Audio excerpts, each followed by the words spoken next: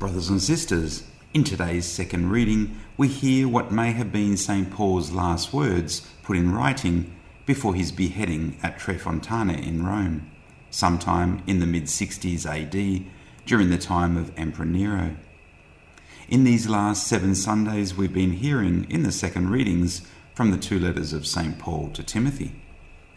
Written to one of his beloved sons, Timothy, St. Paul closes in today's second reading with an account of the nearly 30 years of his own life in which he's fought the good fight for Jesus. Timothy, along with Titus, were 2 of the early bishops of the church appointed by Paul, Timothy at Ephesus and Titus at Crete. As an apostle, Paul had the power and authority to appoint successors, and through the laying on of hands gave them the power God had given him. Paul instructed them both to appoint presbyters, or what we commonly call priests today, to support them in their ministry. In these 2 letters to Timothy, we've heard St. Paul exhorting him, as a newly appointed bishop, to live a saintly and religious life, filled with faith and love, patient and gentle. He's called him to fight the good fight. He reminded him that God's gift was not a spirit of timidity, but the spirit of power and love and self-control. He exhorts him to keep as your pattern the sound teaching. He uses the example of his own life to prepare Timothy for all the suffering he must endure for the sake of the name of Jesus Christ.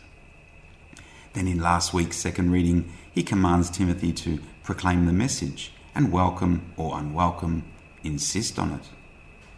Brothers and sisters, can you imagine if St. Paul were here today, advising the clerics of the church to proclaim the message and welcome or unwelcome, insist on it?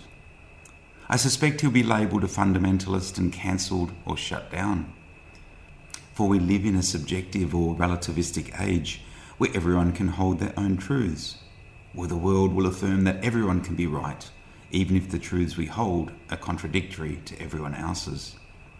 But can we accept that a square is both a square and a circle, or that a chicken is a dog, or that everyone goes to heaven as well as that many people end up going to hell?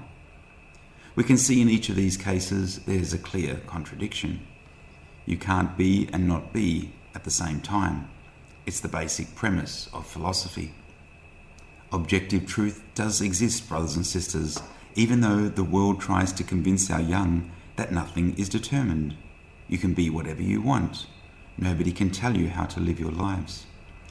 Well, as we can see from the 2 letters to Timothy, that was not the way that St. Paul, a great saint and apostle of our church, saw it. He recognized objective truths and proclaimed them everywhere he went. As he tells us in today's second reading, he suffered a great price for that proclamation, even to the point of not having a single witness to support him. But he had God on his side. What more did he need? And it is for this reason that 2,000 years later, we still have his words, and they're still being proclaimed at Mass, even if a majority of Catholics might not necessarily agree with him.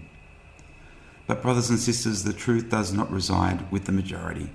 It resides in itself, and the truth is the only thing that can set us free.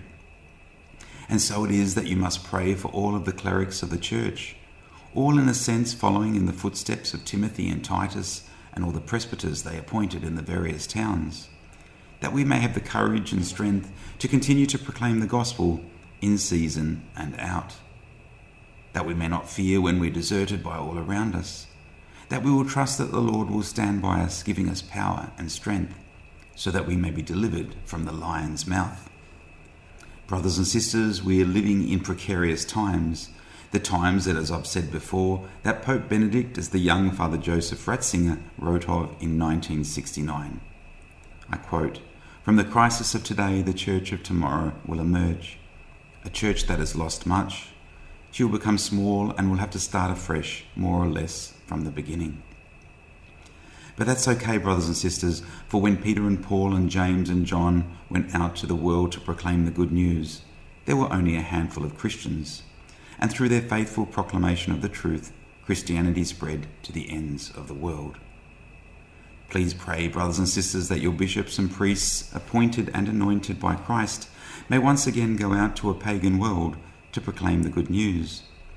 prepared to be poured out as a libation, to fight the good fight to the end, running the race to the finish, being faithful to the end.